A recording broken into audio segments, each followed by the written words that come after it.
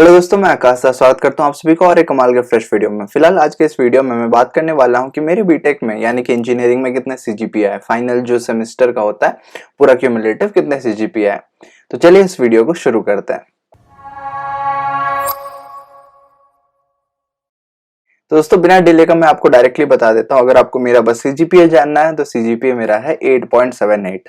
लेकिन बस सीजीपीए जान के आपको पूरा डिटेल कुछ पता नहीं चलने वाला है। कौन से सेमेस्टर में मैंने कितना मार्क्स सिक्योर किया, कौन से सब्जेक्ट्स थे, मैंने कैसे पढ़ाई किया, अच्छा मार्क्स कैसे सिक्योर किया, बैक पेपर कैसे आया, बैक पेपर को कैसे मैंने क्लियर किया, वो सभी चीज को अगर जानना है तो वीडियो को एंड तक देखिएगा। तो सबसे पहले मैं आपको बता देता हूँ क्या क्या चीजों के बारे में बात करने वाला हूँ। सबसे पहले सीजीपीए और एसजीपीए में क्या डिफरेंस होता है, उसके बाद स्टडी स्ट्रैटेजी मेरा क्या रहा है, कितने ऑनलाइन एग्जाम्स मैंने दिए हैं, कितने ऑफलाइन एग्जाम्स मैंने दिए हैं। ऑनलाइन एग्जाम इसीलिए क्योंकि कोविड हो गया था बीच में, जो कोविड का सिचुएशन। नेक्स्ट मैं स्क्रीनशॉट, बिल्कुल लाइव स्क्रीनशॉट में आपको दिखाऊंगा कि मेरे कितने मार्क्स आए हैं रिजल्ट में, मतलब हर एक सब्जेक्ट में मैं आपको बताऊंगा।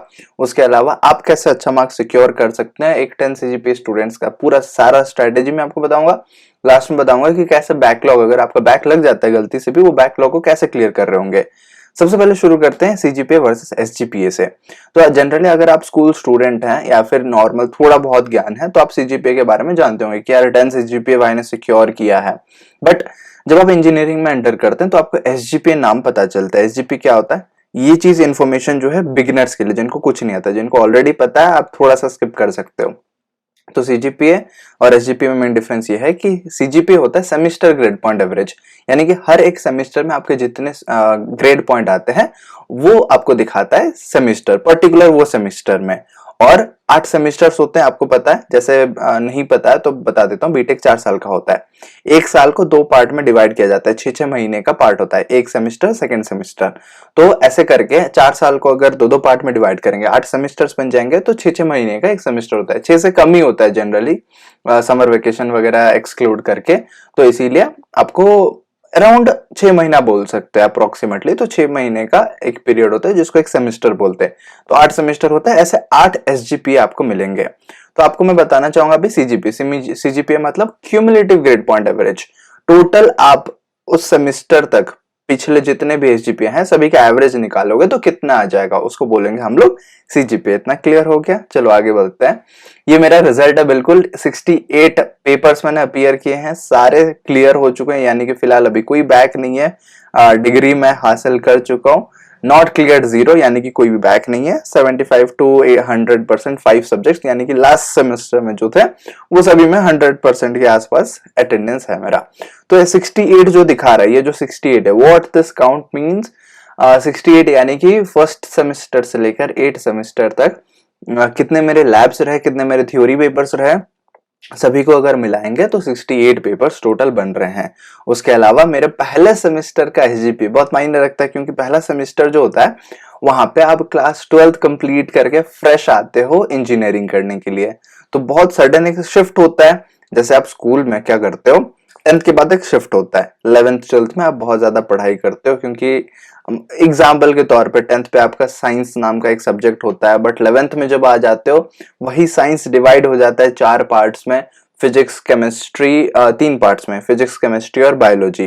तो उसी तरीके से जब आप शिफ्ट करते हो 12th के बाद इंजीनियरिंग में, वहां पे फर्स्ट सेमेस्टर में आप देख रहे हो कि हर एक सेमेस्टर में आपका बुक्स चेंज हो रहे हैं, किताब चेंज हो रहे हैं, और एक एक किताब इतना इतना मोटा होता है। तो आप सोचोगे कि यार कितना पढ़ेंगे, कैसे पढ़ेंगे इतना सारा चीज मैं आपको बताने वाला हूँ, मेरा पर्सनल एक्सपीरियंस। तो पहला सेमेस्टर मेरा ऐसा रहा कि वहां पे मुझे लगा यार इतना मोटा मोटा बुक्स है, कैसे इसको पढ़ाई करेंगे, और फैकल्टी लोग भी आ रहे हैं, इतना सारा चीज पढ़ा दे रहे हैं, नोट्स भी बता रहे हैं। मैं नोट्स पूरा एकदम फ्रंट बेंच में बैठा करता था, हर एक सब्जेक्ट का नोट्स लेता था। कुछ कुछ लेक्चर्स में नींद भी आ जाता था, वो भी दिक्कत है, बट फिर भी मैं बिना सोए नोट्स लेता था। फिर धीरे धीरे देखा कि यार दोस्त लोग मोबाइल चला रहे हैं क्लास में, कोई सो जा रहे हैं डायरेक्टली, टीचर लोग कुछ बोल नहीं रहे। और ये होता है हर एक इंजीनियरिंग कॉलेज में होता है, चाहे आप एक प्राइवेट कॉलेज से शुरू करके गवर्नमेंट कॉलेज तक जाओ, हर एक कॉलेज में ऐसा सिनेरियो आपको देखने को मिलेगा। चलो वो अभी पढ़ाई से उतना रिलेटेड नहीं है, मैं बताता हूँ मेरा एसजीपीए कितना आया था। So this is my SGPA 8.30। एक डिसेंट एसजीपीए होता है फर्स्ट सेमेस्टर में इतना सिक्योर करना, बट यहाँ पे और अच्छा हो सकता था। मैं आपको ग्रेड्स दिखाता हूँ। तो इतने सारे सब्जेक्ट से मैंने एक वीडियो बना रखा है, अगर आप YouTube में जाके सर्च करोगे ना कंप्यूटर साइंस सब्जेक्ट्स, मैं आपको लाइव दिखा देता हूँ। अगर आप YouTube में यहाँ पे जाते हो, YouTube लोड हो रहा है, यहाँ पे मैं बस सर्च करूंगा, आकाश दास में बिल्कुल नहीं लिखूंगा, ठीक है, मैं बस सर्च करूंगा subjects in computer science engineering. ये पहला रिजल्ट जो आएगा ना, बिल्कुल भाई का होगा। ये देख रहे हो कंप्यूटर साइंस इंजीनियरिंग में क्या क्या सब्जेक्ट्स होते हैं, all subjects, all semesters, all details. 6 lakh views हो चुके हैं इसमें। 1 साल पहले मैं ये वीडियो डाला था, what are the subjects of computer science engineering, क्या क्या सब्जेक्ट होते हैं, ऑल सेमेस्टर्स, सारे सेमेस्टर्स में आपको यहाँ पे बता रहा हूँ। आप तो ये वीडियो आप जाके देख सकते हो। ये वीडियो की बात करेंगे हम लोग थोड़ी देर में। चलो, यहाँ पे मैं बात कर रहा था कि इंजीनियरिंग मैथमेटिक्स आपको पढ़ना पड़ता है, फिजिक्स मैंने पढ़ा, बेसिक इलेक्ट्रिकल, फिर कंप्यूटर प्रोग्रामिंग, इंग्लिश, कॉन्स्टिट्यूशन, जी हाँ कॉन्स्टिट्यूशन पढ़ना पड़ेगा, एनवायरमेंट पढ़ना पड़ेगा, बायोलॉजी पढ़ना पड़ेगा, फिजिक्स केमिस्ट्री भी पढ़ने पड़ेंगे।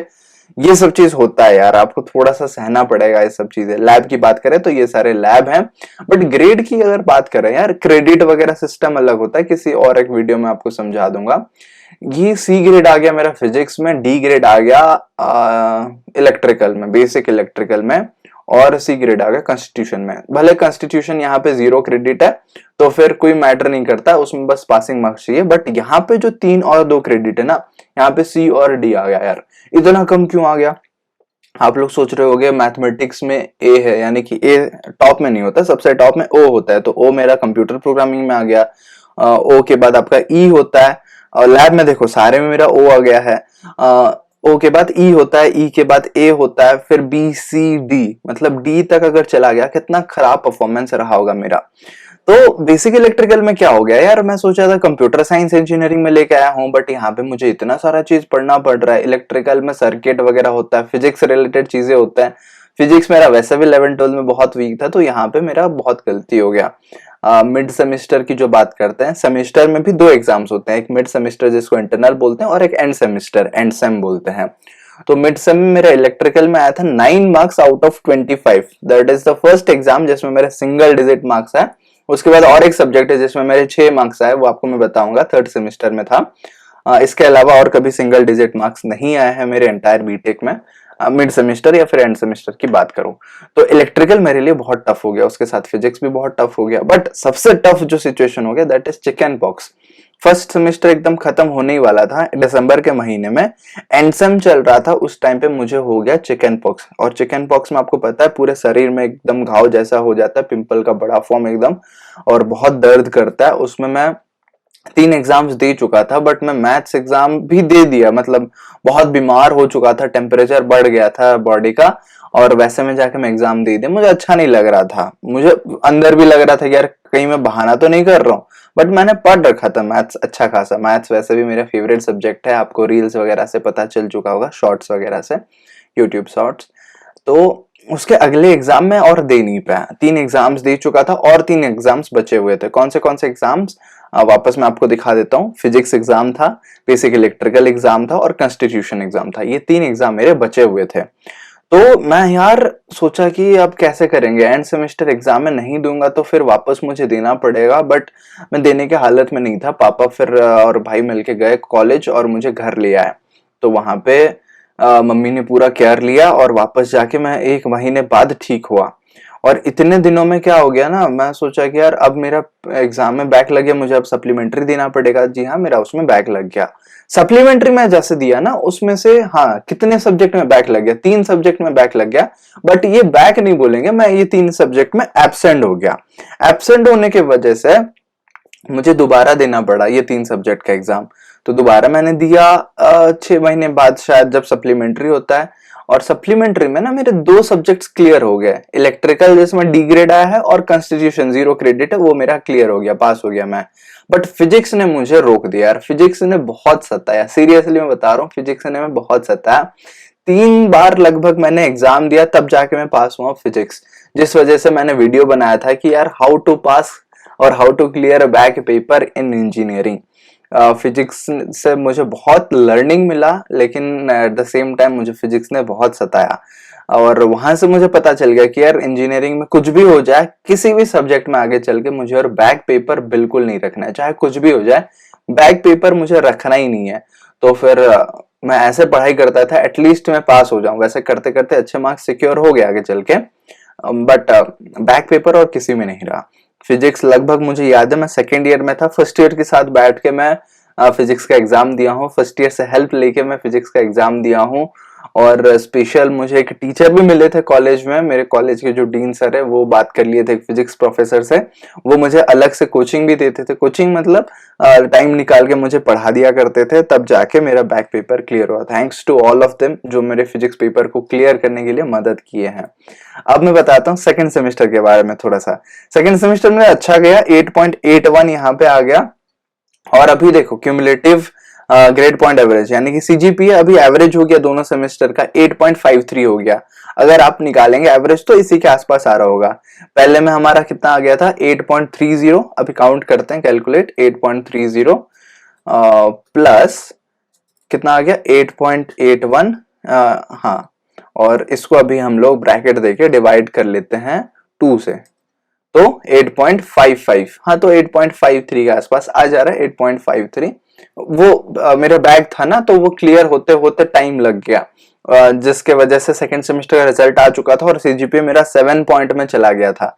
उस टाइम में पैनिक कर गया, अगर मैंने सुना था 8 से अबव रखोगे तो सीजीपीए अच्छा होता है।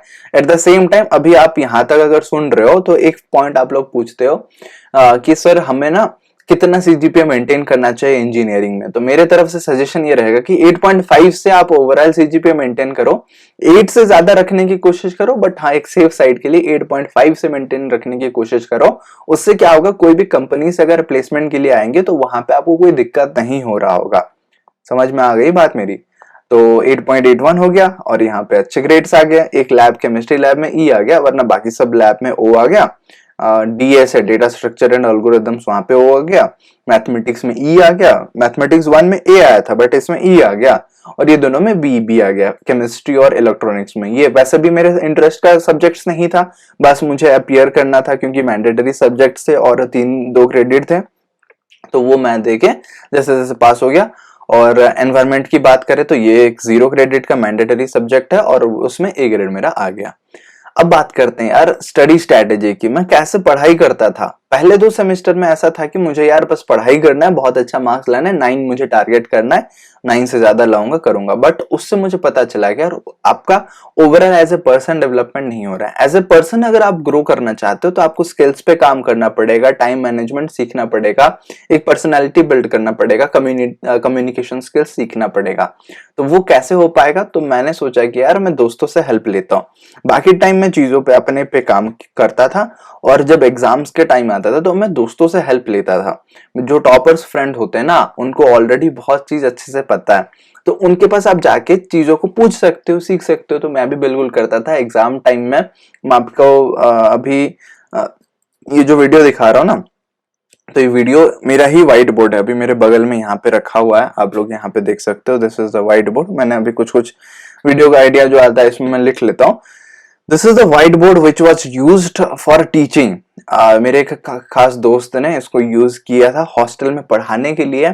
बहुत सारे बच्चे 10, 15, 20 बच्चे ऐसे बैठते थे एक रूम में और वहां पे पढ़ाया जाता था।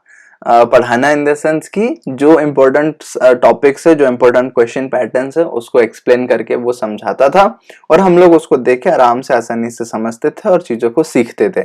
मैं भी आप सभी से बताना चाहूंगा कि अगर आपको किसी सब्जेक्ट में वीक है और आप उस चीज को इम्प्रूव करना चाहते हो, अपने दोस्तों का हेल्प जरूर लेना। दोस्त बहुत अच्छे से मदद करेंगे आपका, तो आपका दोस्तों से हेल्प लेना। एट द सेम टाइम अगर आपको पढ़ाई और अच्छा करना है तो टीच टू इम्प्रूव, यानी कि आपको पढ़ाना पड़ेगा। आप पढ़ाओ कोई भी चीज अगर आपका अच्छा है, जैसे मेरा सी और डीएस से अच्छा होता था, तो मैं सी और डीएस से बच्चों को, ऐसे स्टूडेंट्स को, मेरे दोस्तों को पढ़ाते पढ़ाते और ज्यादा इंप्रूव हो गया। क्योंकि जब आप किसी चीज को पढ़ाते हो तो उस टाइम पे आपको सवाल पूछते हैं कि यार ये चीज बताना कैसे होता है, इसको कैसे सॉल्व करते हैं। वैसे करते करते क्या हो गया, अगर आपको कोई चीज आता है तो आप बता दोगे, बट नहीं आता है तो आप जाओगे, उस चीज को सीखोगे और वापस आके करोगे, तो इसमें आपका लर्निंग हो गया। यहाँ पे आप जाके सीख रहे हो। नेक्स्ट अगर बात करते हैं कि यार टॉपर्स सीक्रेट्स, यानी कि टॉपर लोगों का जो सीक्रेट होता है वो क्या सीक्रेट्स है। How to score good marks in all semesters. सारे सेमेस्टर्स में अगर आपको अच्छे मार्क्स सिक्योर करने हैं तो ये वीडियो आपको जरूर से देखना पड़ेगा। मेरे खास दोस्त 10 CGPA जो सिक्योर किए थे, उन्होंने मुझे ये सारा टिप्स दिया, इनपुट दिया इस वीडियो में बताने के लिए। तो ये वीडियो मैंने पूरा बनाया और बहुत अच्छा रेस्पॉन्स आया है स्टूडेंट्स की तरफ से। अगर आप भी सारे सेमेस्टर में अच्छा मार्क्स सिक्योर करना चाहते हो, असाइनमेंट कौन सा टाइम पे करना है, होमवर्क कब करना है, लैब रिकॉर्ड कब लिखना है, कैसे पढ़ाई करना है, रिवीजन कब करना है, सभी चीज एकदम कवर हो चुका है इस एक वीडियो में। आगे बात करते हैं थर्ड सेमेस्टर की। तो थर्ड सेमेस्टर में अभी मेरा फिर से 7.74 में SGP आ गया ड्यू टू फ्यू सब्जेक्ट्स। क्या सब्जेक्ट्स की बात करता हूँ, मैथमेटिक्स मेरा इस सेमेस्टर में सबसे अच्छा रहा है। 4 सेमेस्टर हमने मैथमेटिक्स पढ़ा है, सेमेस्टर 1 2 3 4, जिसमें मैथ्स 1 2 3 4 होता है।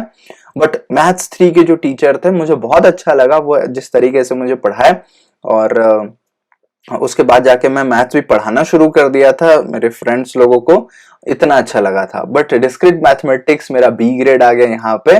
बट सबसे बकवास हो गया मेरा ये C ग्रेड आ गया, basics of mechanical engineering, BME जिसे बोलते हैं। यार मैं तो CSE का स्टूडेंट हूँ, बट यहाँ पे मैकेनिकल इंजीनियरिंग मुझे पढ़ना पड़ा। बट यार ये सब्जेक्ट्स बहुत ज्यादा जरूरी हैं। क्यों जरूरी है बताऊं?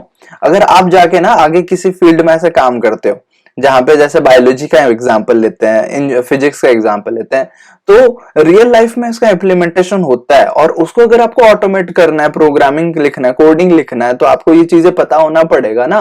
वो मुझे बहुत बाद में जाके रियलाइज हुआ, बट उस सेमेस्टर में मेरा माइंडसेट ऐसा था कि नहीं, इसको बिल्कुल नहीं पढ़ना है, जस्ट पास होना है, कुछ भी हालत करके मैं बस पास हो जाऊं। और सबसे ज्यादा क्रेडिट था, 4 क्रेडिट था, और यही वो सब्जेक्ट है जिसमें मिड टर्म में मुझे 6 मार्क्स आए थे। This is the second paper जिसमें सिंगल डिजिट आया था। बेसिक इलेक्ट्रिकल का मैंने बता दिया, वो मिड सेम में मुझे 9 मार्क्स आए थे, और बेसिक मैकेनिकल इंजीनियरिंग में मुझे 6 मार्क्स आए थे। I am not at all proud telling this things, but हाँ बहुत पुअर परफॉर्मेंस था।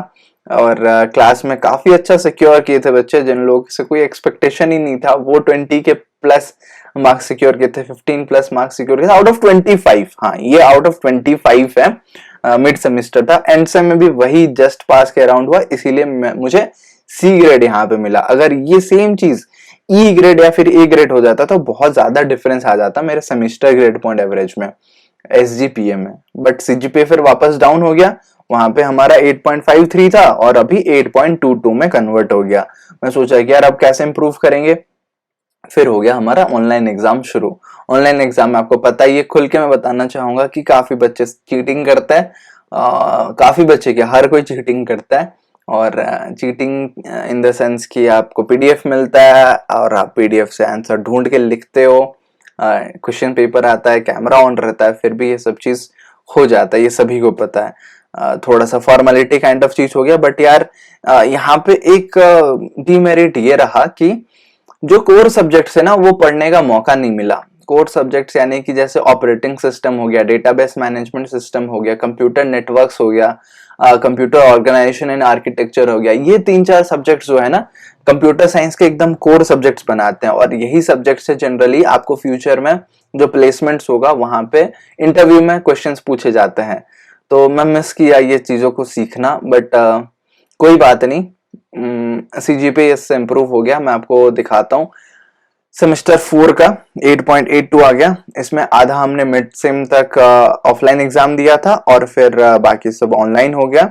लैब में सारे एज यूजुअल O आ गया, बाकी में ग्रेड इंप्रूवमेंट हो गया। O किसी में नहीं आया, बट E आ गया। ये 4-4 क्रेडिट के पेपर में E आ गया, और फिर ये एक 3 क्रेडिट में E आ गया, फंडामेंटल्स ऑफ मैनेजमेंट। हाँ जी, मैनेजमेंट का भी पेपर होता है। अगर आप बोलोगे कि यार फिजिक्स केमिस्ट्री नहीं पढ़ना बट मैनेजमेंट बहुत इंटरेस्ट है, वो हमें पढ़ना है, ऐसा थोड़ी ना होता है। सारी चीजों का नॉलेज लेना पड़ेगा। तो इसीलिए फिजिक्स केमिस्ट्री भी जो रखा गया है किसी रीजन की वजह से रखा गया, भले लाइफ में जाके यूज ना हो आगे। जैसे आप बोलोगे a + b का whole square equal to a² + 2ab + b², इसका यूज कहाँ पे हुआ लाइफ में? कहीं नहीं हुआ, ऐसे बोलोगे। अगर आप टीचिंग फील्ड में जाते हो तभी जाके यूज हुआ। बट यार ये चीजें ना आपको मेंटली स्ट्रांग बनाती है, चीजों को आप कैसे डाइजेस्ट करते हो, सारे डिफरेंट डोमेन्स में माइंड को कैसे ग्रो करते हो, वो सब चीज आपको यहाँ पे सिखाता है। मैथ्स में यहाँ पे थोड़ा सा वीक हो गया, क्योंकि ये मैथ्स मुझे अच्छा नहीं लग रहा था। टीचर भी उतना अच्छा नहीं पढ़ा रहे थे मैथ्स 4 में। 3 के टीचर बहुत सही थे, 2 के भी टीचर बहुत सही थे। 1 में जो मैथ्स पढ़ाए थे वो हमें 4 में पढ़ाए वापस। उनका मतलब टीचिंग मेथोडोलॉजी मुझे उतना सही नहीं लगा। बाकी सब चीज सही था, मतलब जो मैथ्स 2 और 3 के टीचर्स थे। एंड यहाँ पे बात करते हैं बाकी subjects. Design and analysis of algorithms, डा बोलते हैं इसको, DAA। फिर DBMS, काफी सही टीचर, ये सी प्रोग्रामिंग पढ़ाए थे मुझे फर्स्ट सेमेस्टर में। Database management system mid sem तक हुआ, फिर हमारा ऑनलाइन एग्जाम हो गया। तो CGPA 8.22 से 8.38 हुआ। मतलब गिरता है तो काफी गिर जाता है ना, बढ़ता है तो फिर एवरेजिंग करना पड़ता है आपको। नेक्स्ट सेमेस्टर 5 की बात करते हैं। वापस ऑनलाइन हुआ, ऑनलाइन ही चल रहा था। तो कितने सेमेस्टर्स हमने ऑफलाइन दिए, कितने सेमेस्टर्स हमने ऑनलाइन और ऑफलाइन दिए, आपको मैं बता देता हूँ। 1 2 कंप्लीटली ऑफलाइन, 3 का मिड सेम तक ऑफलाइन, फिर उसके बाद ऑनलाइन, एंड 4 भी, हाँ 4 हो गया। 1 2 3 ना, हाँ 1 2 3 पूरा ही ऑफलाइन, 4 का मिड सेम तक ऑफलाइन, फिर उसके बाद ऑनलाइन, एंड 5 6 पूरा ही ऑनलाइन, एंड 6 में शायद बीच में थोड़ा सा आया था हम लोग मिड सेम देने के लिए, फिर वापस ऑनलाइन हो गया। एंड 7 भी पूरा बच्चे जो लोग दिए हैं उन लोगों का 7th 8th सेमेस्टर ऑफलाइन हुआ है। मेरा प्रैक्टिस स्कूल था इसीलिए 7th सेमेस्टर ऑनलाइन हुआ। 8th सेमेस्टर 2 सब्जेक्ट्स जो थे उन लोगों का कंप्लीटली ऑफलाइन हुआ है। ठीक है, दैट वाज द थिंग। अब यहाँ पे देखो SGPA हो गया मेरा 9.38, CGPA हो गया 8.59, एंड बायोलॉजी, जी हाँ बायोलॉजी आपको पढ़ना पड़ेगा, ये मेरे ऑनलाइन के वजह से O ग्रेड आ गया है। यहाँ पे भी जो कोर सब्जेक्ट्स हैं EE आ गया यहाँ पे, डेटा माइनिंग एंड, ये कैसे ही आ गया पता नहीं यार, मैंने तो सही लिखा था, बहुत सारा चीज लिखा था और सटीक चीज लिखा था। Data mining and data warehousing यहाँ पे भी O मिल गया मुझे। लैब सारे में O है, समर इंटर्नशिप भी O है, इंटर्नशिप आपको करना पड़ता है, 3 इंटर्नशिप जरूरी है। उसके अलावा बाकी सारे सब्जेक्ट में A आ गया और यहाँ पे A आ गया। 6 सेमेस्टर में वही हाल है, 9.64, this is the highest SGPA till date मेरे एंटायर बीटेक में, और उसके बाद नहीं आया। CGPA मेरा तो 8.78 आप देख चुके हो, यहाँ पे जो एवरेजिंग हो गया वही एवरेजिंग में अटक गया। And this is the thing.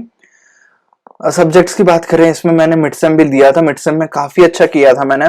Offline exam हुआ था, पेपर भी इजी आया था नो डाउट, और इतने सारे ऑनलाइन एग्जाम के बाद ऑफलाइन शिफ्ट होगा, बच्चों को पढ़ने का आदत नहीं है तो फिर पेपर इजी करना पड़ता है। तो इजी पेपर में मैंने पढ़ाई भी अच्छे से किया था, 25 24 23 ऐसे मार्क्स आए थे आउट ऑफ 25, मतलब 25 से 25 भी मैंने सिक्योर किया है मिड सेम में, और ऑनलाइन एग्जाम्स में भी 60 आउट ऑफ 60 एंड सेम वगैरह में भी सिक्योर हो चुके हैं। नेक्स्ट बात करते हैं 7th सेमेस्टर की। यहाँ पे 8.71 हो गया, तो CGPA वही 8.77 में अटक गया। यहाँ पे भी 8.77, यहाँ पे भी 8.77, गजब की बात है। उसी में एवरेजिंग हो गया, थोड़ा सा और ज्यादा आ जाता तो फिर क्या पता 9 पार हो जाता। फिर शुरू हो गया practice school internship. Practice school में क्या होता है, एक सेमेस्टर आपको कंपनी में काम करना होता है एज जॉब, जिसको इंटर्नशिप भी बोलते हैं। प्रैक्टिस स्कूल प्रोग्राम ये न्यूली इंट्रोड्यूस हुआ है कॉलेज में, तो इसका फायदा मुझे मिला, मैं कंपनी में काम किया, एंड ये पेड इंटर्नशिप होता है, महीने में आपको पेमेंट मिलता है। यहाँ पे थोड़ा सा मेरा कम हो गया, और ज्यादा हो सकता था। 8.94 बिल्कुल कम नहीं है यार, बट इन जनरल हिसाब से देखा जाए तो ये अगर O हो जाता, इसमें 16 क्रेडिट है, काफी चेंज हो जाता, ये 9+ हो जाता, ये भी 9+ हो जाता, और कॉम्प्रिहेंसिव वाइवा में मेरा A आया है, ये 9.8 या फिर 9.64 समथिंग आ जाता जितना मैंने देखा। मेरे और एक दोस्त का ये सेम आया है, कॉम्प्रिहेंसिव वाइवा 1 क्रेडिट में A आ गया और यहाँ पे O आ गया है। O is the highest grade, और पता नहीं कैसे क्या हुआ, मैं इसके पीछे और भागा नहीं। 8.78 is pretty good decent CGPA, and ये CGPA फाइनली मेरा आ चुका है, और इसके साथ मेरा बीटेक समाप्त होता है। अगर आपको जानना है मेरा कॉलेज कौन सा है कि यार, तो कौन सा कॉलेज मैं आपको बता चुका हूँ कैंपस टूर में, उसका भी लिंक मैं आपको ऊपर दे दूंगा आई बटन में। किस तरफ होता है, इस तरफ आई बटन में आपको लिंक मिल जाएगा, इस तरफ इस तरफ, इसी तरफ ना, हाँ। तो कैंपस टूर आप देख सकते हैं, काफी अच्छे तरीके से मैंने सारा चीज दिखाया हुआ है। उसके अलावा और क्या बोलना चाहूंगा, थैंक यू सो मच इतने पेशेंस के साथ यहाँ तक देखने के लिए। नया क्वेरीज है तो आप पूछ सकते हो कमेंट सेक्शन में, और कैसा लगा एक अच्छा पॉइंट आप बिल्कुल कमेंट सेक्शन में बताइएगा। मिल रहे होंगे अगले वीडियो में, तब तक all the very best and जय हिंद।